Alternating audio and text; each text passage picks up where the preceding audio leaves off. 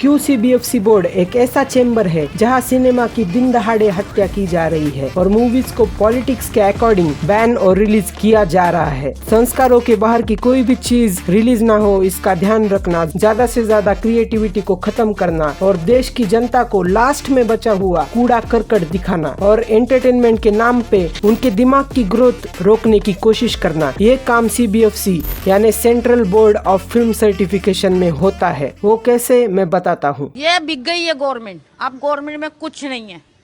ये बहन चो सारे मिलके हमको पागल बना रहे हैं, मादर चौथ के बच्चे। नंबर 1, किस्सा कुर्सी का। है भाई, सब गोलमाल है। 1978 में एक मूवी आती है किस्सा कुर्सी का, जो कि उस टाइम की रूलिंग गवर्नमेंट ने लगाई हुई इमरजेंसी पर एक पॉलिटिकल सटायर थी। इस मूवी को बैन कर दिया गया और बैन तो बैन, लेकिन गवर्नमेंट को और तकलीफ ना हो इसीलिए उन्होंने कुछ आदमी भेजे। इन आदमियों ने मूवीज की मास्टरपीस जलाकर राख कर दी। और इसी टॉपिक पर कंगना रनौत की मूवी आई थी इमरजेंसी, जो सीबीएफसी ने पास भी कर दी और रिलीज भी हो गई बिना किसी रुकावट के। और रोकने से याद आया, 2002 में गुजरात में जो ट्रेन रोक कर दंगे किए गए थे, उस पर एक डॉक्यूमेंट्री बनी थी, द फाइनल सोल्यूशन। इस डॉक्यूमेंट्री में उस हादसे की रियलिटी दिखाई गई थी। 6 महीने का छोकरा एक मासूम दूध पीता और 1.5 बरस की छोकरी, वो दोनों को लेके यूं जा रही थी। एक सिर पे ऊपर पत्थर पड़ा ना, तो ऐसे ही है ना कि वो नीचे गिर गई। जैसे उसको गिर गई ना, उस पे छाट के ना जला के सिलगा दिया। लेकिन इस डॉक्यूमेंट्री को बैन कर दिया था। उसी की तरह 2005 में परजानिया नाम की मूवी आई थी, जो कि इसी इंसिडेंस पर थी। लेकिन वो मूवी रिलीज तो हो गई, पर पता नहीं क्यों उस टाइम की गुजरात की रूलिंग गवर्नमेंट ने उस पर बैन लगा दिया था।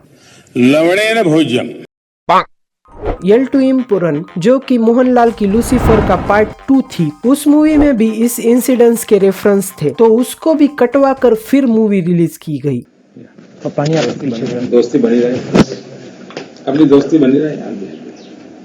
लेकिन इतने सालों के अन्याय के बाद एक मूवी आती है द साबरमती रिपोर्ट, जो कि इसी इंसिडेंट पर थी, पर वो गवर्नमेंट के फेवर में थी। तो सीबीएफसी ने इसे पास तो करवा ही दिया, पास तो पास, लेकिन इस इंसिडेंस में जिस नेताओं पर अन्याय हुआ था उन्होंने उसकी तारीफ भी की। और 1975 में एक आंधी नाम की मूवी आई थी, जो कि इमरजेंसी के टाइम पर बैन कर दी थी, क्योंकि इस मूवी की लीड एक्ट्रेस के जो बाल थे वो इंदिरा गांधी से काफी मिलते जुलते थे। तो ये हेयर स्टाइल की चोरी पॉलिटिशियंस को पसंद नहीं आई और मूवी पर बैन लग गया। और ऐसे ही समय समय पर मूवीज पॉलिटिशियंस को परेशान करती आई है। जैसे केरला स्टोरी मूवी को ले लो, ये वेस्ट बंगाल में एक एजेंडा कहकर बैन कर दी थी और वही यूपी और एमपी में टैक्स फ्री कर दी थी। अब इन तीनों स्टेट्स में बहुत सी चीजें कॉमन है, जैसे एक भेजा, 2 हाथ और 2 पैर वाले इंसान, लेकिन एक ही चीज का डिफरेंस है, वो है रूलिंग गवर्नमेंट। और ऐसे ही वक्त वक्त पर जब मूवीज ने पॉलिटिशियंस पर अन्याय किया है, तो सीबीएफसी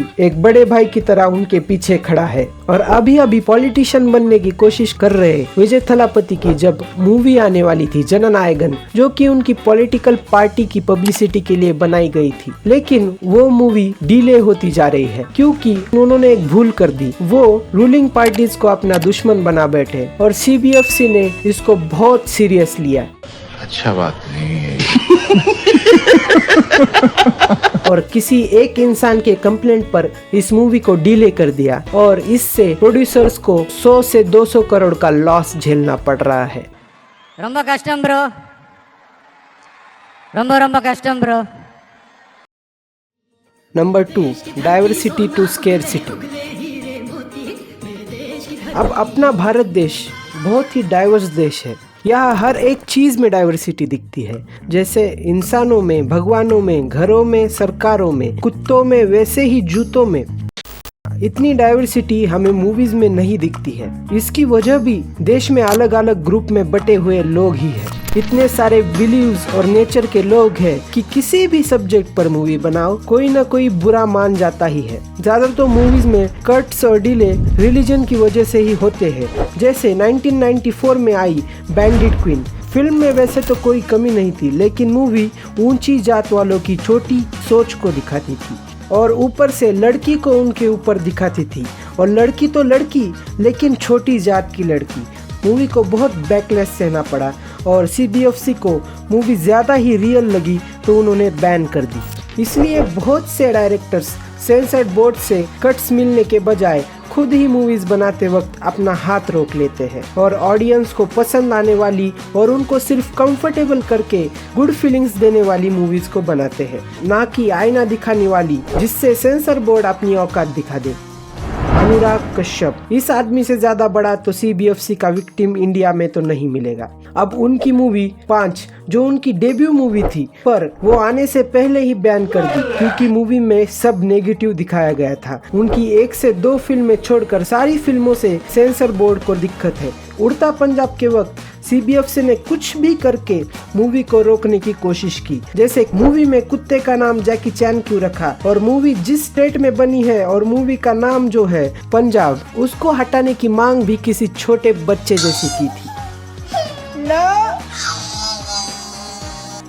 अब 28 स्टेट्स है तो तुम किसी भी स्टेट पर फिल्म बना लो या सिर्फ नॉर्मली फिल्म बनाओ, कुछ ना कुछ किसी स्टेट का रेफरेंस तो आएगा ही। अब इतने डाइवर्सिटी के बीच में PK मूवी आती है जो किसी एक धर्म को टारगेट करने के बजाय सबको थोड़ा थोड़ा ऑफेंड करती है और CBFC इसे क्लियर भी कर देती है, पर लोगों का गुस्सा उस पर भी निकलता है और पोस्टर जलाना, थिएटर्स पर हमले करना, एक्टर्स और डायरेक्टर्स को धमकी देना, ऐसी बातें होती रहती है और फिल्म में नेशनल इश्यूज बनती रहती है। और किसी को अपनी ऑनेस्ट बात कहानी या मूवी बनाकर बतानी हो तो उसे इतने सारे 150 करोड़ फिल्टर से गुजरना पड़ता है और फिर आखिर में मूवी में रह जाते हैं 4-5 गाने, एक्शन सीक्वेंसेस, भर भर के मसाला और लौंडिया नाच।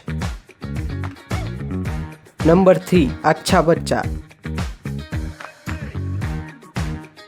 सेंसर बोर्ड कोई भी फिजिकल इंटरकोर्स या एक्सप्लिसिट सीन हो या गाली गलौच हो या दारू हो, इन सब चीजों से तौबा तौबा करता है। तौबा तौबा, थारा मूड खराब कर दिया। क्योंकि वो एक अच्छा बच्चा है जिसने 2025 की सुपरमैन मूवी के एक किस सीन को काट दिया और ये कहा कि वो बहुत ही ओवरली सेंसुअल है, जो कि एक अच्छे बच्चे की सबसे बढ़िया निशानी है। इसी संस्कारी बच्चे को आइटम सॉन्ग से कोई प्रॉब्लम नहीं है, वल्गर डांस स्टेप्स और स्पेसिफिक बॉडी पार्ट्स को जूम करके दिखाना, उससे उसे कोई शिकायत नहीं है।